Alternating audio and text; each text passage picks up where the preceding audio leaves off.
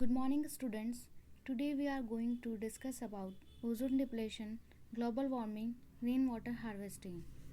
First, we discuss about ozone depletion. Ozone is a triatomic gas laying 17 to 26 km above the Earth's surface in the stratosphere. It absorbs about 90% of the harmful incoming UV radiation from the sun and prevent them from reaching the Earth's surface.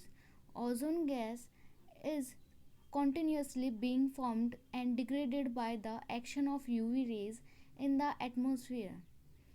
Dobson unit is a measurement of column ozone level, the ozone between the Earth's surface and outer space. Ozone depletion first detected in 1985 by Furman et al. Researchers discovered that the ozone in the upper stratosphere over Antarctica is being constantly destroyed. During the Antarctic spring, September to December, American Nimbus 7 satellite recorded substantial depletion of ozone layer over Antarctica. This has resulted in the formation of a large area of thin ozone layer known as ozone hole. Ozone depleting compounds. Example: chlorofluorocarbon, CH4, CCl4, halogens, N2O, etc. Next, global warming. The term global warming refers to increase in the average surface temperature of our planet due to effect of greenhouse gases such as CO2, water vapor, chlorofluorocarbon, etc.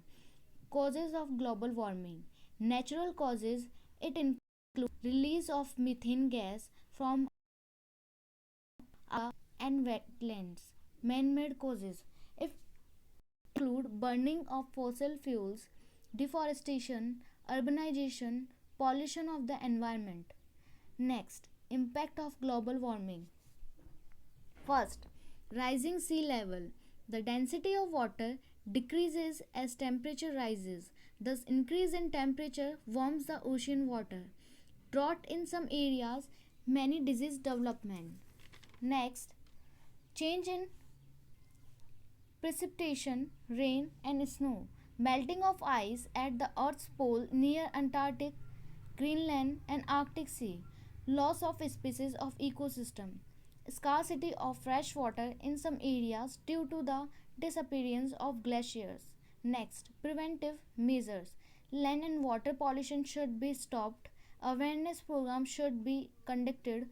Afforestation should be done. Alternative sources of energy should be used. Emission of greenhouse gases should be stopped. Next, rainwater harvesting. Accumulation and storage of rainwater for reuse rather than allowing it to run off.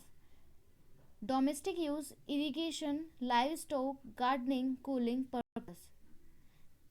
Method of rainwater harvesting. First, surface runoff harvesting. Second, rooftop rainwater harvesting. First, surface runoff harvesting. The surface runoff could be caught and used for recharging aquifer by adopting appropriate methods. Second, rooftop rainwater harvesting. In this method, the roof becomes the catchments and the rainwater collected from the roof of the house and stored in a tank or diverted recharge system. Next, components of the rooftop rainwater harvesting. First, catchment. Second, transportation. Third, first flush. And last one is filters. First, catchment. The surface that receives rainfall directly is the catchment of rainwater harvesting system. Example, terrace, courtyard or paved or unpaved ground. Second, transportation.